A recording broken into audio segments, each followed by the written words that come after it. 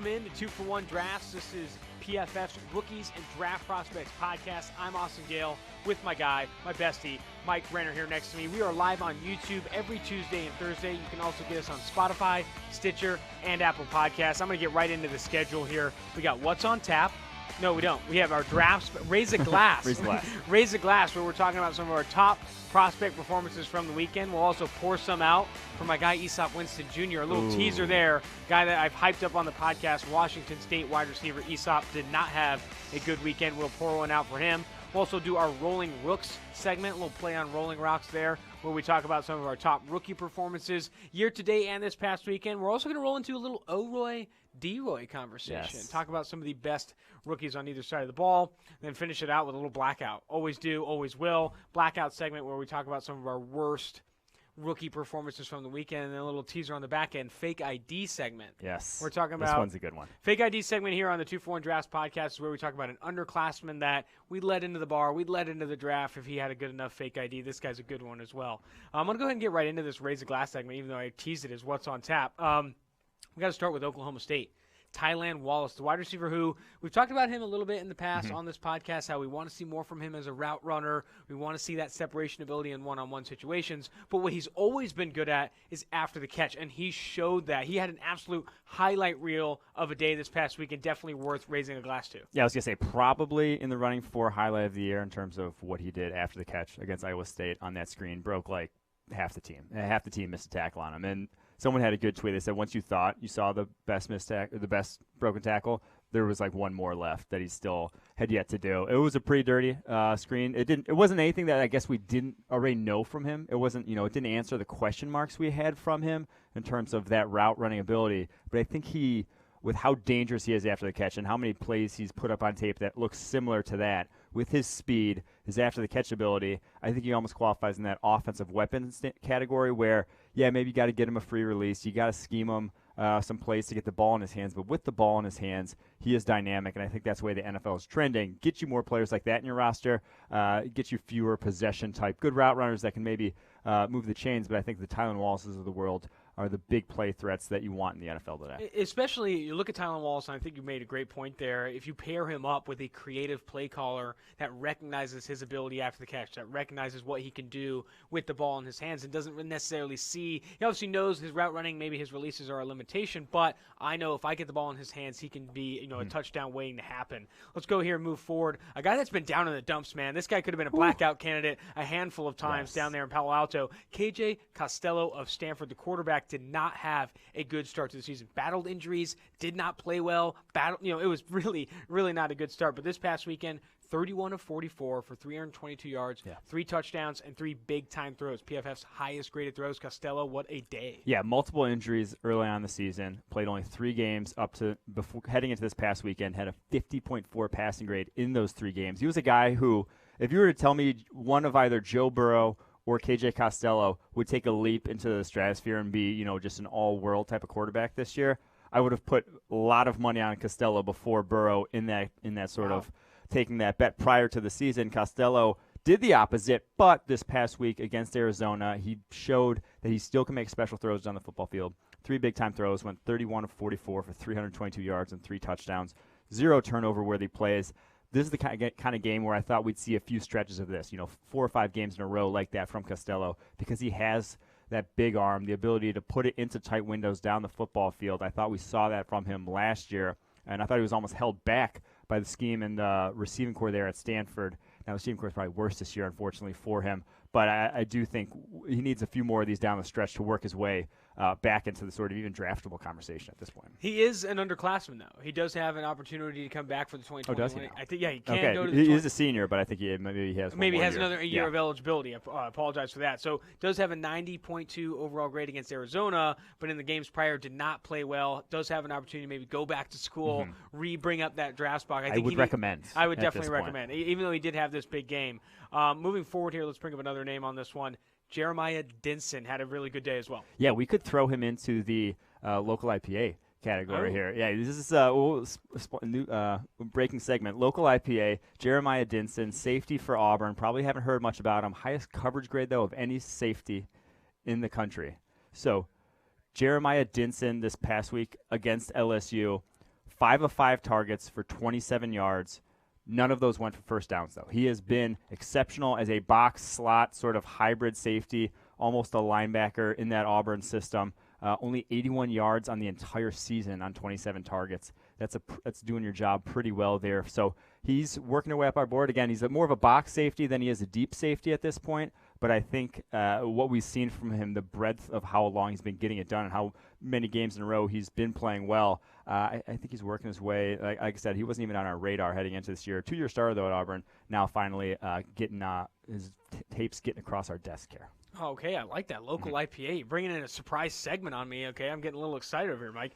We're gonna bring. This guy's not a local IPA. This guy's Budweiser of college football. Everyone's had a little bit of piece of him. Chase Young of Ohio State has been dominant. Dominant being an understatement. This guy has been unreal, a freak, the best player in the draft. Everyone has called him every superlative they've got, and rightfully so. He's been insane. Yeah, I was gonna say this past week against Wisconsin, we usually don't raise a glass to Chase Young's 90+ pass rushing grades He's had enough glasses because he raised. does. Yeah, I was gonna say because we don't want him to get hammered. We'd be raising glasses to him all day long. But 97.1 pass rushing grade for the season now. Previous record that we've ever seen in our 6 years doing this is 94.4. He's smashing that record. And if you just watch that Wisconsin game, it was arguably the most dominant defensive performance I've seen this decade in terms of just if they single blocked him, he won. And he didn't just win. He won without any sort of resistance whatsoever. He got past the offensive lineman, who Cole Van Lanen will pour one out from here in a little bit, left tackle for Wisconsin, just in the blink of an eye. And it was any move he wanted, outside move, inside move, bull rush, anything he wanted, he got. 2 forced fumbles, 4 sacks on the day. Honestly, if we really said Heisman goes to the best player in college football, it shouldn't be a conversation at this point. It should be Chase Young. I mean, and I want to bring up Cole Van Lanen. I know we're touching on him later, but this is no slouch of an offensive tackle. He was going against a legitimate piece here in Wisconsin. 6'5", 311 pounds, earned high pass blocking grades against teams in games prior. In this game, 5.6 pass blocking grade on PFF's 0 to 100 scale. That's impossible. I was getting those grades maybe in middle school, high school, but, I mean, Cole Van Lanen, you cannot turn those things in. Very rough day for him, and I think we're going to have to touch on him later in the Pour One Out segment. Chase Young, otherworldly to start this year. Let's bring up Alabama cornerback Trayvon Diggs. He had a fantastic day this past weekend. He's proven, too. I saw in warm-ups, dude's big. Dude's a very big cornerback. Incredible. He looks like he should be playing small forward for, like, the Raptors. Like, this guy has length for days. If Jay Billis were here talking about him, he'd be caking his pants over this guy's length. I mean, he is just long as can be. It does not look anything like a cornerback should, but which, like, that is actually ideal, what you want at the cornerback position to play press coverage. He can just it doesn't matter. He can stand flat-footed and just grab you. No matter what kind of release you want to get out, he'll be pressing you. So he has all the tools to be a high-level cornerback in the NFL, and we saw it again this week. 1 of 3 targets, 15 yards, had that pick 6, which wasn't just press coverage. He got the pick 6 from a little slot wheel that he had the crosser coming under, fades off the crosser immediately to jump the slot wheel. Quarterback throws the wheel thinking, that he had bitten. Nope. Picks it off, pick 6. It was high-level cornerback play, not just purely press coverage using that physical advantage. It was more than just that. So Trayvon Diggs, he's first-round corner. I think pretty much you can put that one in stone right now. He'll be a first-round corner come next April. 100%. 6'2", 207 pounds. You speak to he has all the tools, but I'll say this. He also has the production. He's been very good in coverage this year, a 90.2 coverage grade on the year, a handful of pass breakups, including one this past weekend. He has been incredible. Great match and mirror ability in the slot, a big dude that could probably play outside. Would you say he could play both slot and outside? Yeah, he plays mostly outside for Alabama. I think he is an outside corner. Ideally, that's where you want him. But he does have the versatility. He has played some slot this year. He does have the versatility to go in there. So I'm not pigeonholing him. Guys like Paulson Adebo, Bryce Hall, I'd probably pigeonhole to the outside. Trayvon Diggs, I would not necessarily do that. Maybe a shadow, potentially, a shadow corner at the next level. Juwan Jennings of Tennessee, this is a receiver you've brought up a handful of times on the podcast. He has another big day for you. This one blew me away because this was one of the most impressive receiving performances I saw all season long. And just in terms of the high-level reps, the after-the-catch work, he had a dig where he breaks 2 tackles for a touchdown, had a post-route touchdown where he shimmies a safety, fakes the corner, goes to the post, and then catches it with the toe tap in the back of the end zone. He had a couple, and he got 7 of 8 targets for 174 yards, 2 touchdowns, 4 broken tackles, and only ran 22 routes. He was only on the field for 22 pass plays. This guy has very much worked his way, pushed his way up the board for us. I did not know really anything about him heading into the season, and I'm not alone. He only had 438 yards in 2018. He wasn't on a lot of people's boards, but already 652 this year, 7 TDs. Huge game against South Carolina this past week, and now 17 broken tackles on 42 catches for a 6'3" wide receiver. That's rare. That is incredible. You never see a rate like that. Even if you're, what's his face for Purdue, the Rondale Moore. Even Rondale Moore is not breaking tackles at that kind of rate. That's absurd for Juwan Jennings. So this guy, really hope he goes to the Senior Bowl. You're going to tell me a 6'3", 208-pound receiver gave a safety shimmy toe tap in this game? I mean, come on. You got the 4 missed tackles as well, 91.0 receiving grade for him. And he's a guy that you brought up in the past. I looked at the production. I liked the force missed tackle ability. Drops maybe a little bit of concern, but when you're starting to force missed tackles at this rate, at that size, and show that shimmy on the safety. And that's South Carolina. That's not nobody. No This isn't Akron. He's doing it against a real team here. Very, very true. Let's go to another wide receiver here. Colorado, we're going to the Pac-12. Laviska Shenault. He's the guy that we hope to have a good week in the week prior. This time turns in 9 catches, 172 yards, and a touchdown, including 4 missed tackles. This guy, a weapon, starting to prove he can be a legitimate wide receiver threat. I was going to say, it looked like a game he would have had last year. He hasn't had many of these this year where they're really just pumping him targets, and he's producing on those targets.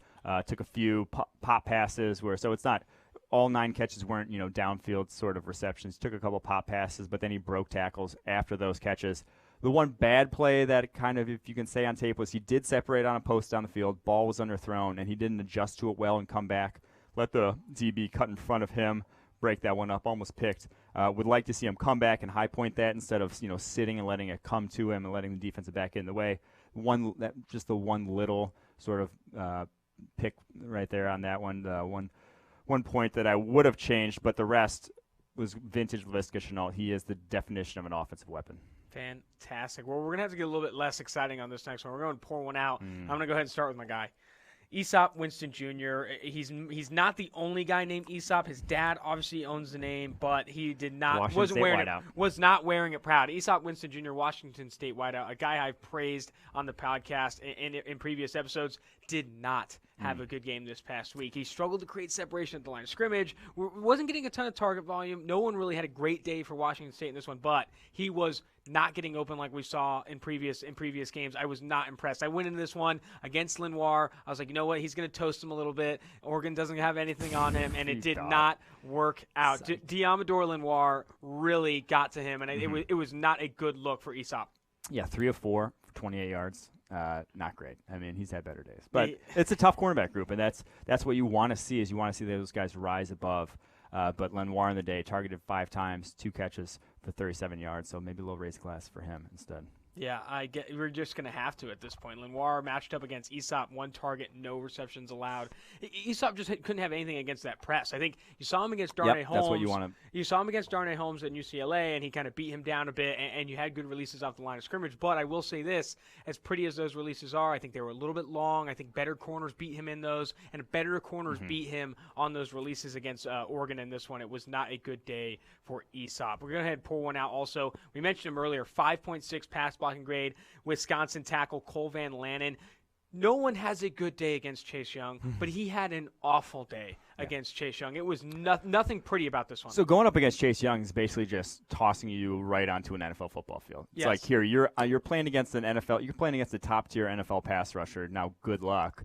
And it basically just Cole Van Lanen proved that he's not ready to play on an NFL football field. There's no shame in that. But I think it's basically – you go back to that tape as an NFL evaluator, you're going to be very worried. So for Van Lanen's sake, I think he comes back. He has another year of eligibility here. I think he comes back to Wisconsin after putting a game like that on tape. And what we saw from him the week before when we poured one out against Illinois, back-to-back pour one outs, never a good thing. Van Lanen, I think it's a return sort of grade he gets from the committee. You're telling me Chase Young sent Cole Van Lannon back home after the game onto his laptop into blackboard.edu looking for credit hours and what he could take as a minor because he's like, I'm coming back next year. Might as well maybe take Spanish for the third semester. He started studying on the way home. He's like, I got to pass this. I got to stay eligible. Oh, man, that is unfortunate. We're going to go to another poor one out here. Kylan Hill. This is a guy that was getting hyped up after the Southern Miss game, and you were saying this too. Early in the season, this was the same time last year I was getting excited about this bowling ball of butcher knives who's forcing missed tackles at reckless abandon. He goes against Texas A&M, does not have a good week. We're pouring one out for him. Two drops. And it's one thing to just drop a pass where, your hands are there and it just clangs off. Maybe you weren't completely focused or you're thinking about running upfield beforehand, but they hit him in the stomach. And when the ball hits you in the stomach as a receiver, that is always a bad thing because that's not how you want to catch a football because that just means you're not tracking the ball correctly. If it's going to hit you in the stomach, you are taught to get your hands away from your body so that if there's contact, the ball doesn't immediately pop out. Hits 2 balls, hit him right in the stomach, 2 drops, and he had drop issues. Last year, 3 drops on 25 catchable, 1 drop 2 years ago as a freshman on 5 catchable. So this is a continued issue now with him. That's just not a good thing because we're going to go to our rolling rook segment, and with the guys who we're going to talk about there are guys who have affected the passing game as well at the NFL level. That's what we want to see. So for Kylan Hill, those drop issues, I don't think they're going anywhere anytime soon. And this is a good opportunity to say this. Not all drops are created equal. You speak to it when it was not focused drops. It wasn't he was looking ahead. He was looking to force a missed tackle. When they're hitting you in the stomach and you're approaching the ball poorly, that's a sign of bad ball skills, drops that are going to continue. You see that with Noah Fant of the Denver Broncos now. We saw that at Iowa. And with Kylan Hill, when you're letting balls hit your stomach or approaching them poorly, your hands are in the wrong place, those drop issues don't go away. And with focused drops, those are some things that you can overlook with an Amari Cooper, maybe a Tyler Johnson. But here, not really impressed with this. And only 9 catches this year for 67 yards. You're going to bang the table for a running back that has 9 catches through 9 weeks at college football? No, thank you. I know he has 37 forced missed tackles. I know he's gaining yards after contact. But if you cannot create as a pass catcher in this league, I cannot bang the book for you. You're going to be a late day 3 pick on my board. That's where I'm at. We're going to go ahead and pour some out for the couple of Michigan State guys. Yeah. Start with Willekes here. He did not. Kenny Willekes, the edge defender for Michigan State, who is graded well in PFF system in the past. He's totaled a ton of pressures, and this is not a good week for him, though. It has not been a good stretch for him now. Last 4 weeks, he has 5 total pressures. That's against Indiana, Ohio State, Wisconsin, and Penn State, and that's on 130 pass rushes. It's not like he's just barely on the field. He's on the field every single snap and not affecting it. That's worrisome because he's not a high-level athlete. If you're not explosive and you don't have the bend, the NFL sort of body at the edge, you better produce in college, or else there's no light switch to flip at that point. You're just not going to be productive in the NFL. Now, he did have a broken ankle or fibula, at the end of last year in the bowl game. Came back this year. It was pretty early. Might still be seeing ill effects from that. That might be playing an issue because he did have 86.2 pass rushing grade last year, but now a 72.9 this year.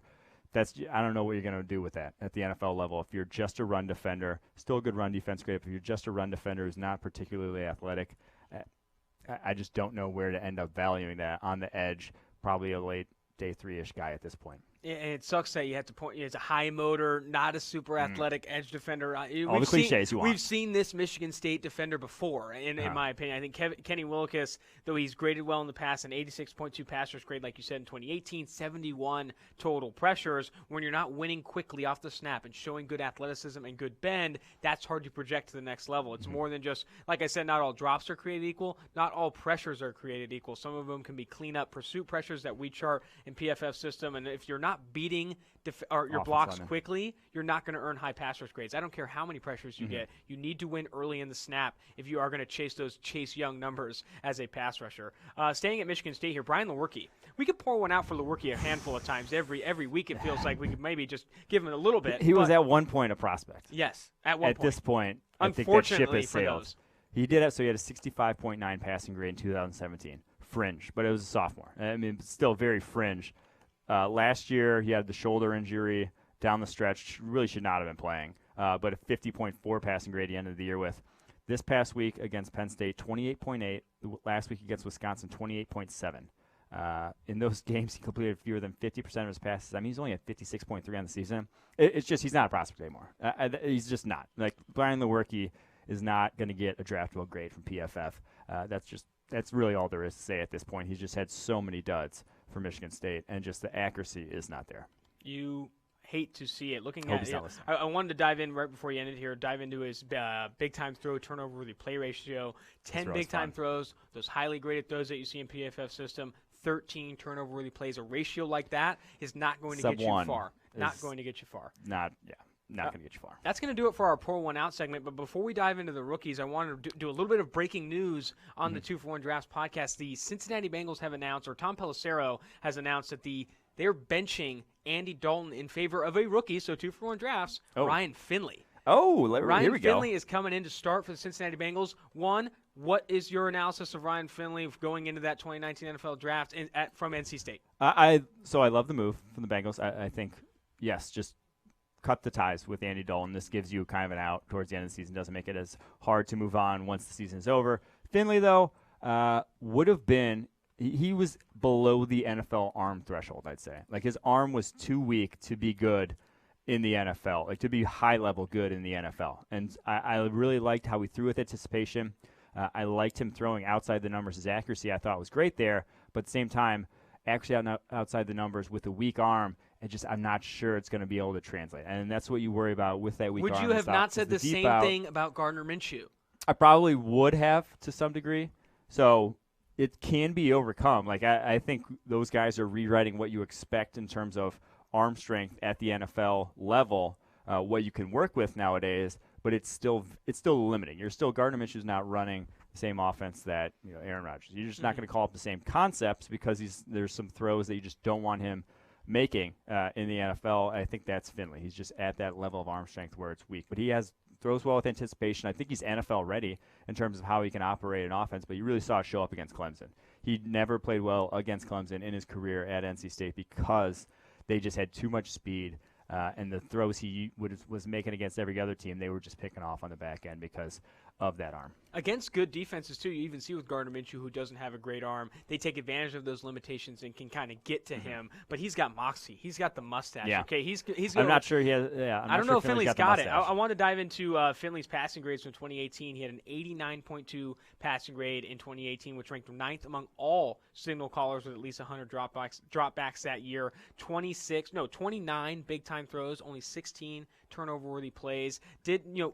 Pretty good for where he was. I do agree with you, though.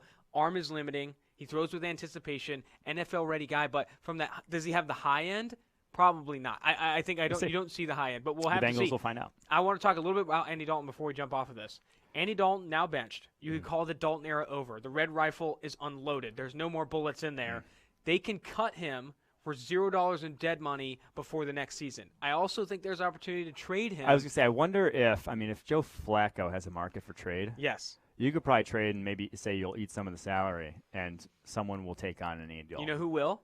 Chicago Bears. Yeah. They take him on right now. Dude, that's what I'm saying. Chicago Bears, give Cincinnati a call. I know it's not. I'm not sure they can fit that in their cap, but that would be tough. But I think that's an option. I think the trade deadline's a couple hours out here. I think you maybe make a move if Cincinnati's willing. But you have seen the reports about the Cincinnati Bengals being unwilling to trade players. They're willing to bench players, but unwilling to trade players. That's where they're at in the Queen City right now. But that's an interesting thing. Ryan Finley will actually get the they got start. $17 million in cap space. They could fit Dalton. They could fit Dalton? They could fit Dalton. The Red Rifles coming to Windy City? Very possible. There we go. Well, Ryan Finley starting for the Cincinnati Bengals. Probably not going to salvage that season. I was going to say, and also not a great situation for him. You'd like to, if you're a rookie quarterback, to at least have a little time to throw. Yes. And he will not. So. Oh, man, that Cincinnati Bengals offensive line. We could bring up a rookie, pour one out for him just real quick. Michael Jordan. Oh, my goodness. He has been one of the lowest graded offensive linemen in the NFL so far. They went with him over Billy Price at certain points in the season and found out quickly that the Ohio State alumnus was not I think we great can talk himself. about Billy Price, too, because, he basically didn't play his rookie year, so he's almost a rookie here. 22.0 pass blocking grade as a second-year player. It's been bad. That Bengals offensive line is bad. Incredible. I'm scrolling through the live chat here. Remember, you can see us live on YouTube. They want us to do some Halloween segments for Thursday. I'll work on those. I can get a little trick-or-treat action going. Let's go to Rolling Rooks here. We are going to start with Miles Sanders. He has a very good day. People in the fantasy football community were raving about that big 65-yard touchdown, but he also looked good in the passing game. This is the Miles Sanders we saw coming out of Penn State. Remember, a little bit on his background. You know I love the backgrounds here. 5-star recruit, probably sat behind the only running back in the country, maybe the only person in the country that could have had him on the bench in Saquon Barkley. When he finally gets the nod for the Nittany Lions, he lights them up. Great forcing missed tackles. Good receiving back, in my opinion. He had some of that flash, and I think you're starting to see that now in Philadelphia. He was thrown to the wolves. Trial by fire in the NFL. Wasn't given a ton of opportunity to acclimate. But now that he's acclimated, getting touches every week, I think you're starting to see that flash that we saw at Penn State. Yeah, and that's the thing. Three catches at least three catches each of the last 4 weeks. He has been a weapon for them in the passing game. Had a nice screen this past week against Buffalo, where he made a couple guys miss. So it was another good day for Miles Sanders. Started off slow. Didn't really know how to utilize him in that offense, but I think he's really hitting a stride here midseason. Yeah, absolutely. Let's move forward here on the Rolling Rooks here. We're going to talk David Montgomery, another running back that had a pretty good day for Chicago. Chicago looking for bright spots. Mitchell Trubisky definitely not one of them. I think David Montgomery had another good game for him. I think he's a guy that we're seeing a lot of what we saw at Iowa State. What I'd like to see more of, though, is more big playability, more of those long runs that we saw this past week. Yeah, I think we talked about him last week's pod in terms of guys who we really hadn't touched on a lot, and his still breaking tackles well, but just wasn't turning into yards. This week it finally sort of clicked for him. 6 broken tackles on 27 carries, 2 more in the passing game as well for him. So I had 10 carries go for first down. So David Montgomery, I think we had him as running back 3. We had Josh Jacobs, we had Miles Sanders, then we had David Montgomery. And I think he's finally starting to turn around in terms of just give him a little space to work with. He tries, I think between the tackles is where he gets a little dancy, tries to break tackles too much, doesn't just take what's there, and that's why his yards per carry might be low. But if you get him out in space, that's when he's at his best. A guy I know you're in love with that you had very high on your board, Elton Jenkins, Mississippi State alumnus who's playing for the Green Bay Packers right now and playing very well. He's coming off a career performance against the Kansas City Chiefs. He earned an 89.2 single game grade in Kansas City, including an 87.8 run blocking grade. This is a guy, you loved his base, you loved all of those things about him, and there are other guys touting Garrett Bradbury, a frequent to the Blackout segment here on the 2-for-1 Drafts podcast that has struggled mightily in pass protection. Elton Jenkins proving a lot of people wrong right now is one of the better interior offensive lineman rookies. 15th highest grade guard in the NFL at the moment. After this past week was made our PFF team of the week, only 1 pressure. And what I love is that not only is he grading well and has been good throughout the season, he has not had a game where he's really gotten owned, where he really hasn't looked like he belonged. His worst game, he only gave up 2 pressures. That's his worst game so far in the season. His worst game, he's still, holding his own on a snap-in, snap-out basis. Maybe gets beaten a couple times, but isn't just getting demolished. And I think that's what you love to see is right out the gate, he is NFL ready. He's an upgrade for them over Lane Taylor, who was replaced there at left guard. Let's go to one of the guys we both really liked coming out of Toledo, the wide receiver Deante Johnson of the Pittsburgh Steelers. He's a guy that you didn't comp to Antonio Brown, but saw similarities at least. I comped Antonio Brown. You comped Antonio Brown? But he looks a lot like, he runs like Antonio Brown, had similar releases, that twitchiness, that moves different. I remember you always kept saying that he moves different than other receivers in this class. I'll tell you right now, that release on 3rd and 20 against nobody, fire, dude. Oh, man. That yards after catch was good. You obviously had James, froze the D. James Washington with the great block for that touchdown. But this is a guy that I think is getting better as he gets more touches. I could see Deante Johnson starting to really carve out a role now that Mason Rudolph's healthy too, because if you got Devlin Duck Hodges back there, not a lot of fun is happening in Pittsburgh. With Mason Rudolph, I think this offense becomes more competent. Juju gets more involved, and therefore Deante gets more involved. Yeah, caught 5 of 7 targets for 84 yards and a touchdown. I think you saw also on that offensive pass interference, you saw kind of the ball skills that he has. He's going up against Xavier Howard, some of the best ball skills of any cornerback in the NFL at this point. And yes, he gets called for the OPI for shoving the handoff, but that goes half and half the amount of times that gets actually called for OPI. You have to do subtle things like that to get yourself free at the catch point. It was Antonio Brown's basically bread and butter, how he made a career out of that, and I think you see that from Deante Johnson too. He's small, 5'10" and 183, but when he does things like that and hauls in balls down the field, I think that's very encouraging. So yes, it got called back for an OPI, but I think it's in the long run a good thing for him to see plays like that. I would agree with you 100%. That's stuff that we've seen from Deante Johnson at Toledo and early in the NFL, even in the preseason. He plays well with his hands down the field like a veteran. I think he does well with his hands. He got called for OPI in the preseason too on that touchdown. I think he knows how to be physical. He's going to get caught a couple times, but Deante Johnson looked good this past week. I had an opportunity to watch this guy against the Arizona Cardinals. He played a lot against Larry Fitzgerald, Chauncey Gardner-Johnson, CGJ. This was a hell of a game. It was one of the most impressive, probably the most impressive defensive performance I've seen all season from someone not named Nick Bosa. Oh, there we go. Targeted 6 times, only allowed 3 receptions for 11 yards, 3 forced incompletions, and he was going against good receiving talent too, and Kyler Murray. This isn't an easy offense to defend. They've been worlds better with Cliff Kingsbury and Kyler Murray taking steps forward. Chauncey, this was a good game for him. I think a huge step in the right direction. Yeah, so of the 3 catches, 3 of 6 targets he allowed. Of those 3 catches, 2 were screens, and the other was a slant to Larry Fitzgerald, where probably only Larry Fitzgerald and maybe 3 or 4 other receivers in the NFL actually even haul that ball in because he was raking hands at the catch point right there. Great play from him, better play from Fitzgerald to bring it in for a first down. But so those were the only catches he allowed. Had 3 forced incompletions on the day.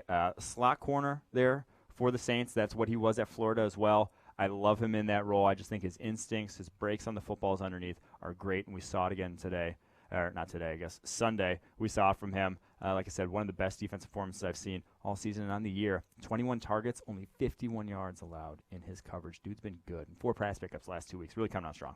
Definitely. Let's go to a guy who's also coming out strong easily, and I think it's a good segue into our OROY, DROY conversation because Nick Bosa is running away with this award right now. Through Week 8, he has a 23.9% pass rush win rate, which when you rank among rookies, first-round rookies, Josh Allen, 15.1%, way down the list. That's good, though. Yeah, that's good. Yeah, no, Nick Bosa is among veterans. In pass rush win rate among all players, he's just behind his brother, Joey Bosa. Mm-hmm. And I think he ranks 3rd among all edge defenders among qualifying snaps there. Nick Bosa has been incredible. There's some people saying he doesn't finish sacks. He obviously had the 2 missed sacks against James Winston. Pressure is more predictive than sacks, and I think right now you are seeing him create pressure with reckless abandon at veteran levels, and I don't think that can be understated. We've talked about in the past about rookies, specifically in the trenches, offensive line and defensive line, taking time to be productive. Even Khalil Mack took some time a little bit to be a great pass rusher in the NFL. Nick Bosa's hitting the ground running, and I would even say that's an understatement. He has been electric for San Francisco. Yeah, 3 sacks this past weekend, so the finishing sacks crowd just, silent, just on ice right now. But yeah, including Nick Bosa in the Rolling Rooks is almost like including Chase Young in the Raise the Glass segment at this point. It's just he's going to dominate week in and week out. And we're just going to have to deal with it because he is one of the, he's already a top 10 pass rush grade in all of the NFL in terms of edge defenders. It's absurd at this point. He is an elite power. He is an elite pass rusher in the NFL.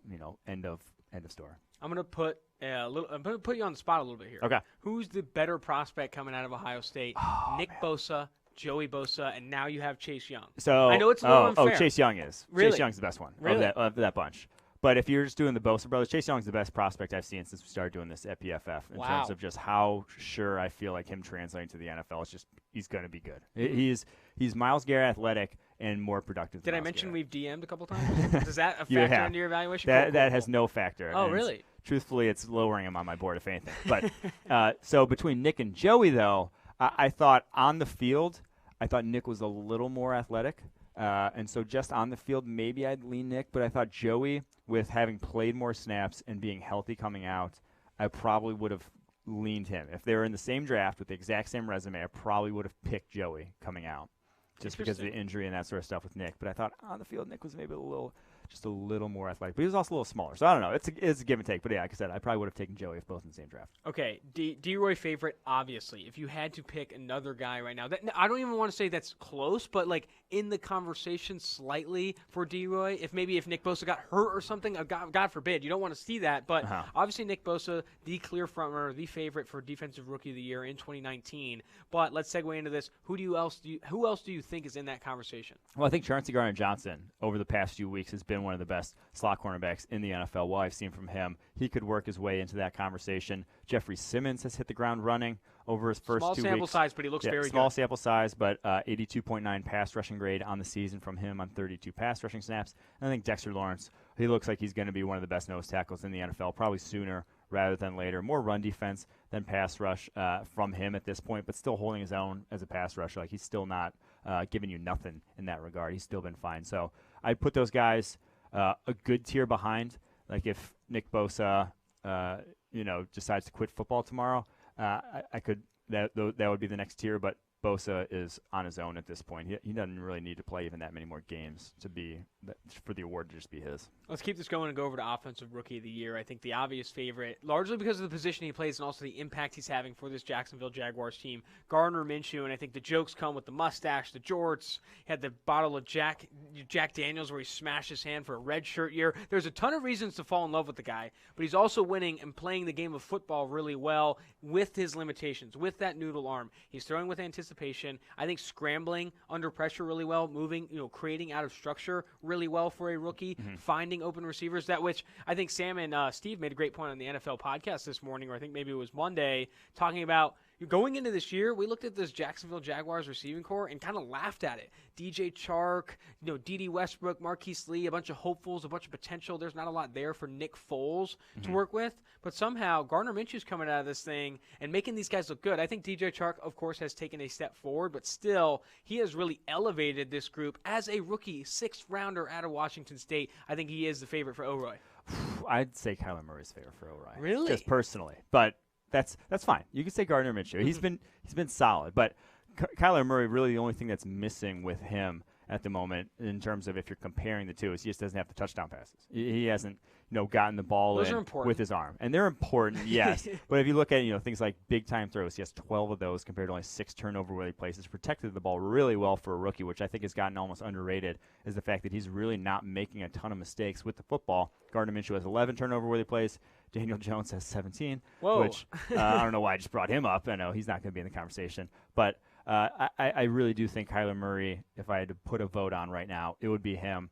But I do think that some other guys are certainly in the conversation. Terry McLaurin, Josh Jacobs, what they're doing at running back, wide receiver and running back, respectively, has also been very, very impressive.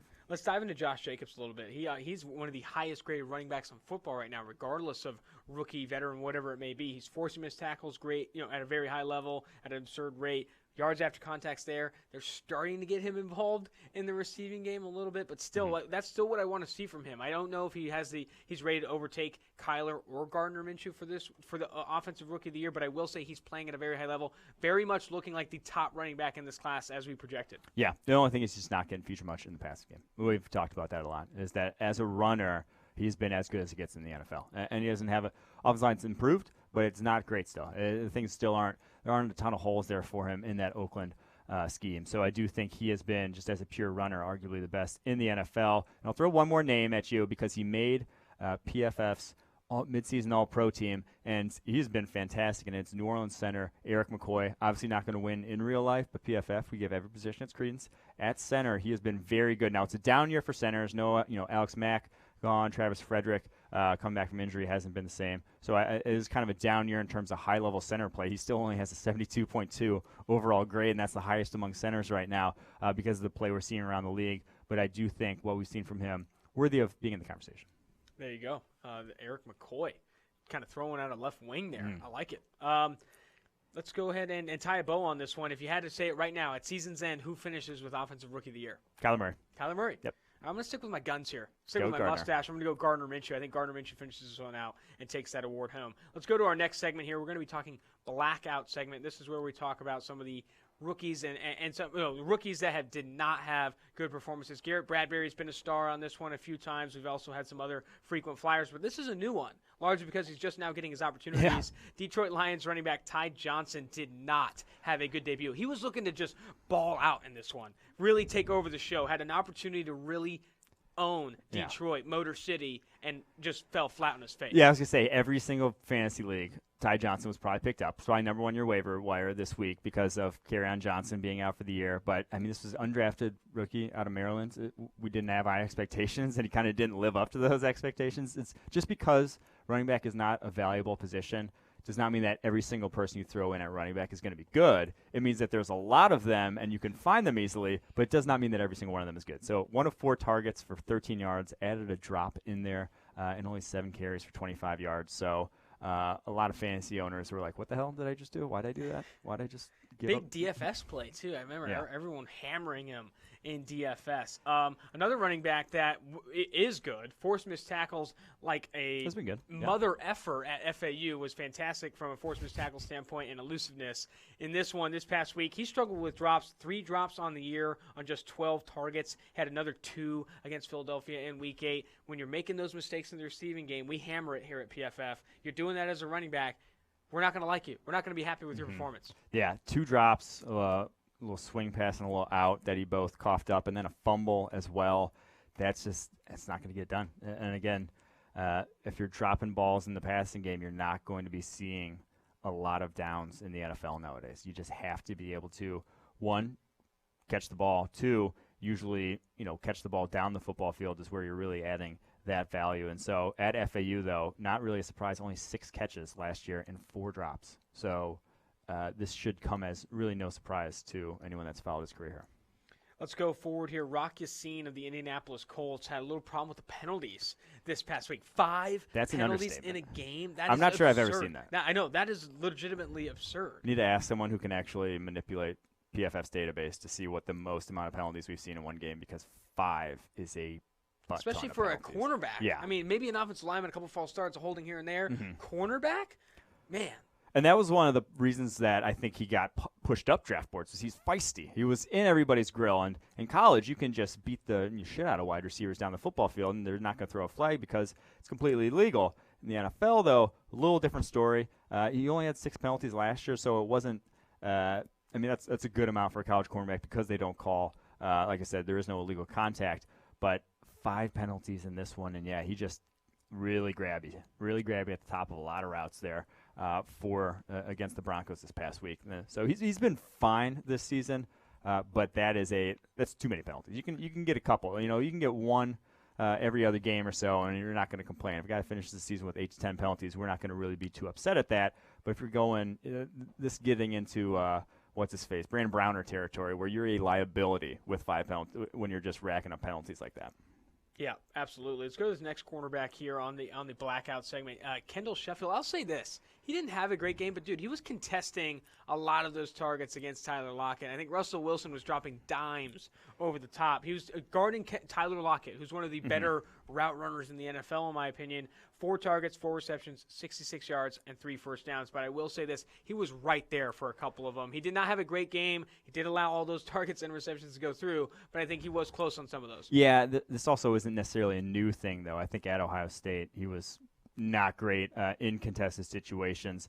I did not love his balance coming out, and you saw it on the double move they ended up committing pass interference on. He was just falling all over himself, biting on basically every part of the route, on the release, the outcut, and then the up. He just was all over the place. So nothing new for him, nothing new this season. He now has a 37.4 coverage grade on the season, 134 coverage snaps, already 3 penalties himself, so that's been an issue as well for him.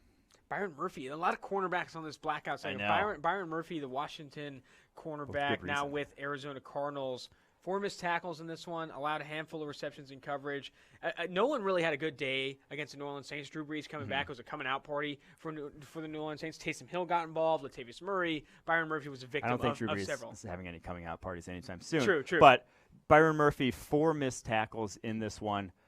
If you're a zone corner, Byron Murphy called him best zone corner in the draft. Zone instincts, fantastic. But if you're a zone corner, you also have to be able to tackle, because a team like the Saints is going to screen you to death and put your corners one-on-one versus Alvin Kamara, or no, not Alvin Kamara in this one, but on running backs, on wideouts, and you're going to have to make that play.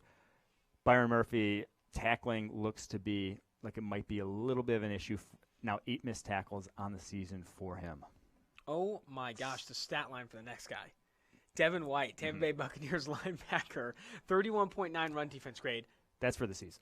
For the season. Not ideal there. And you just cannot – I will say this. Devin White in this past game against Tennessee, I don't know if you saw in the fake punt, absolutely kissed Brett Kern and forced that fumble. That was outstanding. Should have been a game winner. That should have been a game winner. They called that whistle early, but Devin White has struggled out of the gate here for them, and really has, specifically in run defense, 31.9 run defense grade on the year for Devin White. That is dismal. And then 12 of 14 targets he's allowed for 173 yards. Like, we could have forgiven the run defense. We knew run defense was not going to be his forte. He can run sideline, He really struggled on tape at LSU as a run defender. Like, we knew that was the case. But if you've given up 12 of 14 targets for 173 yards, he's only played in 4 games. He's not played all season. He has had some injury issues here with him. Only 189 snaps on the year. He's given up over 2 yards per coverage snap for a linebacker. That is a ton at this point. They're abusing him at this point. Yeah.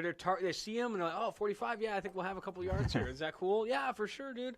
It kissed Brett Kern, though. I think he makes up for some of that at least. Let's add a couple grade points on the back end here. Just murdered Brett Kern for the forced fumble. That's going to do it for our blackout segment where we talk about some of the lower performing rookies. We're going to finish this out here with a guy I know you're falling in love with. You're ready to take him first overall in this year's draft. He was old enough. Fake ID segment, LSU cornerback Derrick Stingley Jr. has been fantastic. Very good from a forcing completion standpoint. I think he goes and gets the ball really well. Great ball skills in man coverage. This LSU corner is overshadowing Christian Fulton at a certain point. And he's only, 19 years old? Yeah, he is only 18 years old, I believe, at this point. True freshman, 6'1", 190 pounds. At the opening in high school, he ran a 4.3 flat and had a 42-inch vertical. This guy is... That's crazy. I was the same. That's me, too. Yeah, but he is Patrick Peterson. This is the best cornerback prospect since whoever you want to say, Deion Sanders, Patrick Peterson. This guy is, as a true freshman, the highest coverage grade in the country at the cornerback position, has allowed only 20 catches on 49 targets. That's a 40.8 completion percentage against 4 picks and 10 pass breakups already, a 41.6 passer rating. He is absurdly good. His ball skills are great. His mirror ability is great. He is physical at the line of scrimmage. And for him to be that fast, that explosive at 18 years old, this guy will put up numbers in the 2022 Combine. Jesus, it's going to be so long that we're going to be able to watch this guy in college. I can't wait. I'm chomping at the bit. I know. It will be a fun one. He'll be a fun to watch guy for a few years now. I'd let him in. Like I said, if he was in this upcoming draft, now I think Jeffrey Okudah is a better player right now at football at the cornerback position. I would take Stingley first over Jeffrey Okudah as the first cornerback on the board just because of what he's doing at 18 years old. Maybe he doesn't make the impact for you right away, but a couple years down the line, he will be a lockdown cornerback. Dude, that's some of the highest praise you've given on this podcast. Yeah. You didn't talk about me when I was 18 years old like that. That's rough. But I remember hearing about Stingley, I guess maybe a year plus ago, talking about his recruiting status and how this guy was like the most coveted recruit in the nation. Really, consensus 5-star recruit, number 1 player in the nation by rivals, was legit. And these guys, he had the pick of the litter, goes to LSU, DBU referred to as some. Yeah. He is balling out for LSU. Well, wherever he went, probably would have been DBU. Yeah, exactly. I mean, this has been incredible production for, like you said, an 18-year-old. I wish he was a little bit faster. I ran a 4.3 at the opening as well, but again, Beggars can't be choosers. Patrick Pearson went 4.31, I want to say, back in the day, and had like a 40-inch vertical. Wow. But he was at 220. Yeah. So maybe Peterson's a little more freakish. But still, though, he's 6'1" at 18 years old. Yeah. I think you could fill out that frame a little bit. He starts to be a little bit beefier there. Oh, man. Derrick Stingley getting me excited to finish the podcast here, 2-for-1 Drafts. That's going to do it for our latest episode of 2-for-1 Drafts. Make sure you tune in live on YouTube Tuesdays and Thursdays. You can also catch us on Spotify, Stitcher, and Apple Podcasts. That's going to do it for Austin Gayle and Mike Renner on 2-for-1 Drafts.